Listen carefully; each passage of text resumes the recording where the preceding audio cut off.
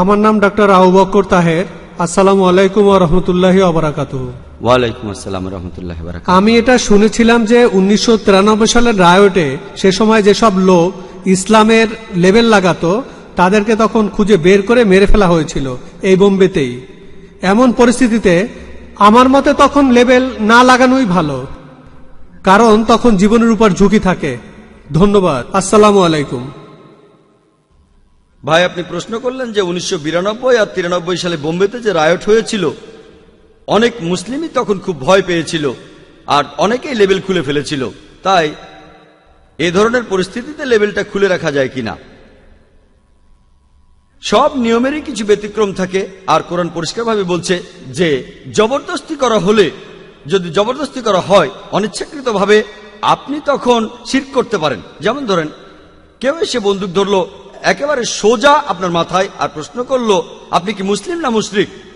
আপনি নিজে এটা জানেন যে আপনি একজন মুসলিম, তবে জীবন বাঁচানোর জন্য সেই অবস্থায় একেবারে শেষ উপায় হিসেবে কোরআন এটা সুযোগ দিয়েছে যে আপনি এই ধরনের ক্ষেত্রে মিথ্যে বলতে পারেন।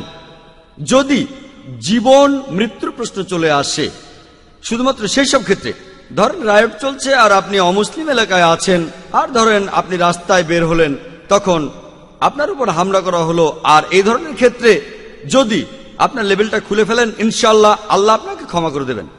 ধরেন কোন রায়টের সময় একজন অমুসলিম আপনার মাথায় বন্দুক ধরে বলল মুসলিম না অমুসলিম, আপনি তখন বলতে পারেন আপনি মুসলিম, হয়তো শহীদ হবেন, অথবা বলতে পারেন আমি একজন অমুসলিম, হয়তো বেঁচেও যেতে পারেন। আপনি ভাববেন আমি এখানে মারা গেলে কেউ হয়তো দেখবেও না, তাহলে লাভটা কি?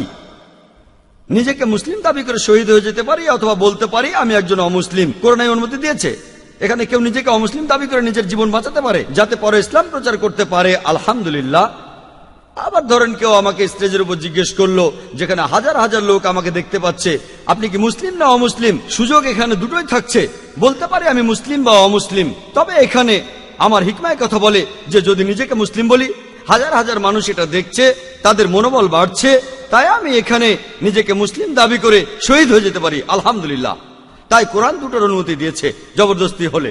পবিত্র কোরআনে সূরা বাকারার 173 নম্বর আয়াতে বলা হয়েছে, সূরা মাইদা 3 নম্বর আয়াতে বলা হয়েছে, সূরা আনামের 145 নম্বর আয়াতে উল্লেখ করা হয়েছে, এবং সূরা নাহালের 115 নম্বর আয়াতে উল্লেখ করা হয়েছে যে যদি অনন্যপায় হয়ে তোমরা আল্লাহর আদেশ অমান্য করো, আল্লাহ রহমানুর রাহিম।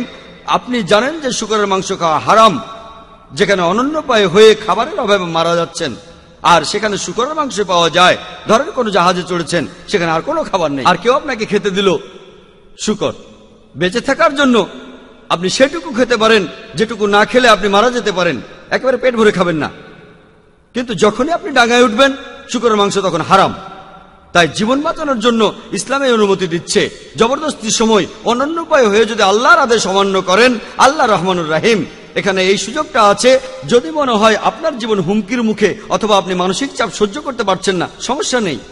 তবে আলহামদুলিল্লাহ, আমি কথা জানি কিছু লোক লেবেল খুলে ফেলেছিলেন, আর তাদের অনেকেই পরিস্থিতি যখন আবার স্বাভাবিক হলো, তারা আবার সেই লেবেলটা লাগালেন।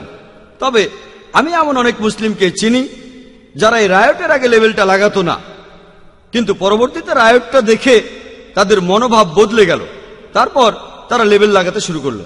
আমি ব্যক্তিগতভাবে এমন অনেক মুসলিমকে চিনি আলহামদুলিল্লাহ, যারা এই রায়টের পরে লেবেলটা লাগিয়েছিল। তারা রায়টের সময় পরিস্থিতিটা দেখেছিল আমরা সমস্যার ভেতরে আছি, আমাদের নিজেদের মুসলিম হিসেবে পরিচয় দেওয়া উচিত। তারপর সে রায়টের পর পরিস্থিতি যখন স্বাভাবিক হলো, আলহামদুলিল্লাহ অনেক মুসলিমই সে রায়টের পর লেবেলটা লাগিয়েছিল। আশা করি উত্তরটা পেয়েছে।